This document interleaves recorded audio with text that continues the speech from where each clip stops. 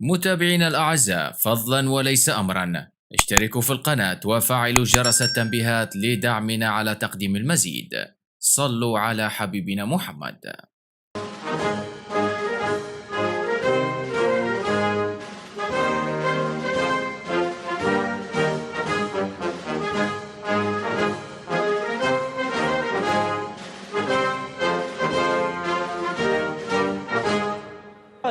بين الترجي والملعب التونسي، جولة بداية البارح نقاط الملعب التونسي. هذه كرة تنفذ المخالفة وتقطع من دفاع على الترجي للسعفي، ثم ترجع الكرة لميكي شابونور طويلة، البحث عن بلال الماجري. بلال الماجري امامه بن حميد الماجري ينتظر المساندة. هذه خلفه على الجانبين، البحث عن التوزيع في القائمة الثاني. قديدة يروض خارج الميدان. هذا الشوط الأول اختار الكرات واختار المحاولات كانت للترجي، وهذه الكرة الأخيرة. الترجي يحاول أن اساس يلعب مع يوسف البليلي وتقطع المغربي كرة اليمين الى يوسف البليلي. توزيع الكرة ما ياخذهاش بالراس يوسف العبدلي، لكن ياخذها المدافع الصحراوي، لكن الكرة تخرج ركنيه. هاي الكرة من يوسف البليلي يقطعها ادم عروس من قدام يوسف العبدلي الى التوغولي الرجي اولو يوصل الكرة الى وائل الدربالي، يغير لليسار الى محمد امين بن حميده. بن حميده يحب يرجع الكرة للدربالي، عاد يرجع للتغطية الدفاعية. اكيد يلزموا لياقة بدنية كبيرة برشا بلال الماجري في هذه المباراة. ينساس الدربي الرجي رجعها الى توغاي البليلي. ما كانش موجود هو الجزائري مواطنه الاخر محمد امين توغاي في المباراة الفارطة ضد مستقبل سليمان، او يرجع ويتحصل على المخالفه في حق شفره الدفاع على الملعب التونسي في توقيت 17 دقيقه لعب. مازالت رمز اللعبه، مازالت 0-0 في هذه المباراه. هذه كره ليوسف البليلي، كنترول داخل منطقه جزاء الملعب التونسي، والنتيجه مازالت 0-0. هذه خلفه يخرج شليبه، راك بوشليبه توزيع تضرب في لاعب الملعب التونسي في منطقه الجزاء. تخرج كره مره اولى، ثانيه مره اخرى من جانب مروان الصحراوي.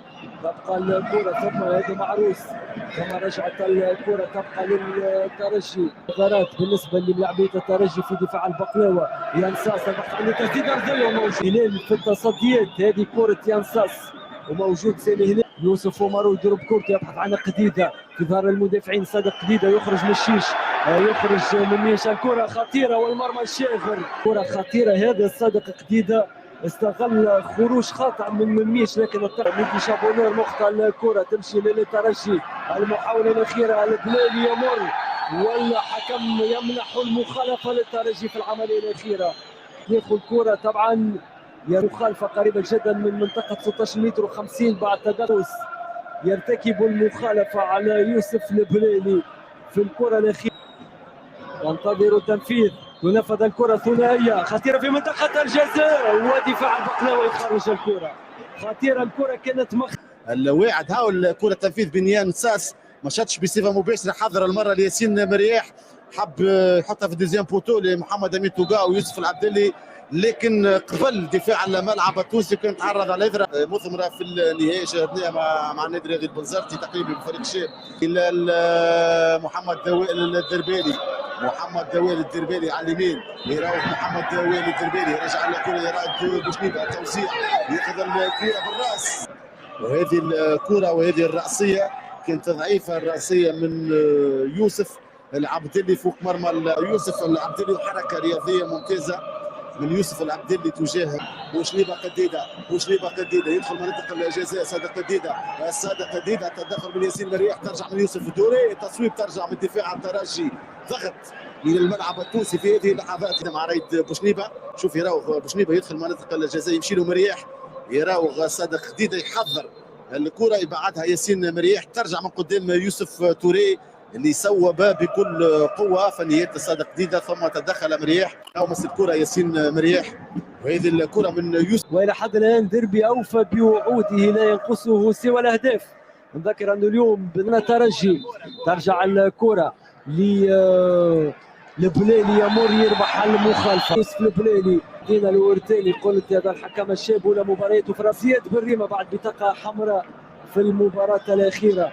ترجع الكره في محور دفاع الترجي، خطيره العمليه. يوسف ومارو تسديده، اولى اهداف المباراه يوسف ومارو في الشبكة الجانبية لمرمى الحارس أمان الله مميش، يستغل عفوة من دفاع الترجي ولا يرفض الهدية لاعب منتخب النيجر لتكون أولى أهداف المباراة للملعب التونسي. مع الدقيقة 33 تتغير النتيجة وبالتأكيد سنعيد المشاهدة بكرة. الكرة الأمان الله ما مش استغلها على الوجه المطلوب، وهي الكرة الأخيرة في حوار ما بين يوسف البليلي وآدم عروس.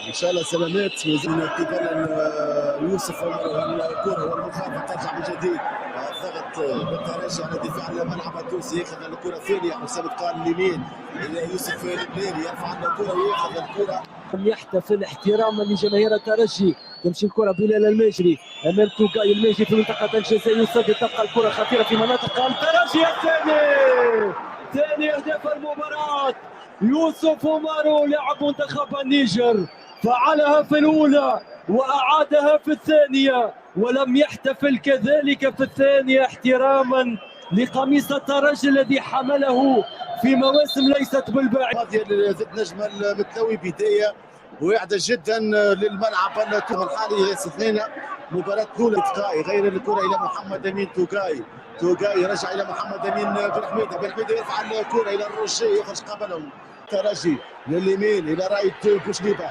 بوشليبه الى يوسف البليلي، يوسف البليلي يصوب قدامه مدافع الملعب التونسي. الهجمه هاي الكره للترجي من يوسف البليلي، والتصدي كان من ادم عروس في مره اولى.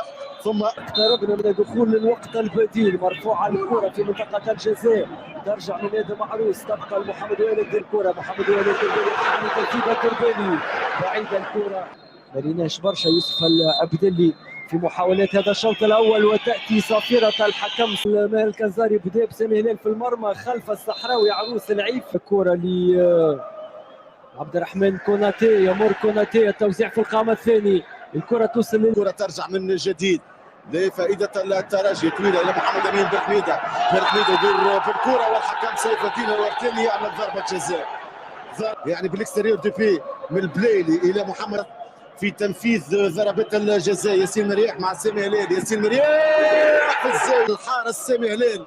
قلت معطى جديد، طريقه التنفيذ تاع ياسين مريح لا يغير الزاويه، يختار الزاويه البعيده عن الحارس سامي هلال. ما يقدر الترجي الى رايد بوشنيبه يلعب في العمق، يوم يقطعها مروان الصحراوي، رجع الكره الثانيه حسام تقا، التوزيع حسام تقا والثاني زين الدين كادا، زين الدين كادا يعدل النتيجه لفائده الترجي الرياضي التونسي. كوتشينج ناجح للمدرب ميغيل كاردوزو. زين الدين كادا يتمكن من تعديل النتيجه في هذا الديربي المثير، يتمكن من تعديل المتريه من شوف الكره من رايد بوشليبه ترجع من الصحراوي ياخذها حسام تقا، شوف حسام تقا يراوي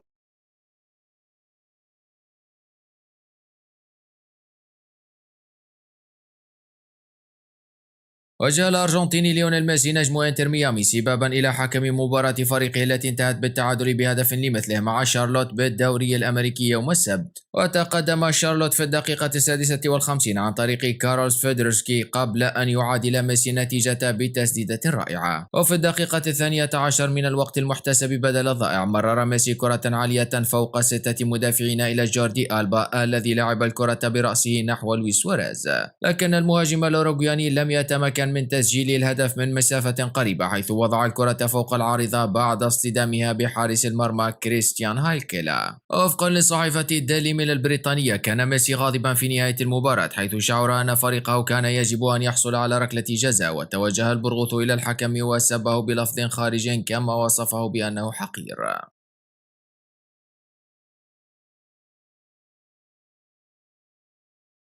أصدر بايرن ميونخ تحديثا اليوم عن إصابة مهاجمه الإنجليزي هاري كين، وقال البايرن في بيان طبي على موقعه الرسمي: تعرض هاري كين لضربة مؤلمة في كاحله خلال مباراة الفريق في الدوري الألماني ضد باير ليفركوزن. أظهرت الفحوصات التي أجراها الفريق الطبي للنادي يوم الأحد تطورا إيجابيا، وسيستمر كين في تلقي العلاج المناسب. وجرى استبدال قائد منتخب إنجلترا خلال التعادل مع البايرن يوم السبت في البوندسليغا بعد تعرضه لإصابة في كاحله الأيسر، وسقط كين على الأرض بعد التحام مع أمين عدلي لاعب ليفركوزن، وتدخل الجهاز الطبي لعلاجه. وبهذا الخبر نكون قد وصلنا إلى نقطة النهاية لنشرتنا الرياضية. إلى اللقاء.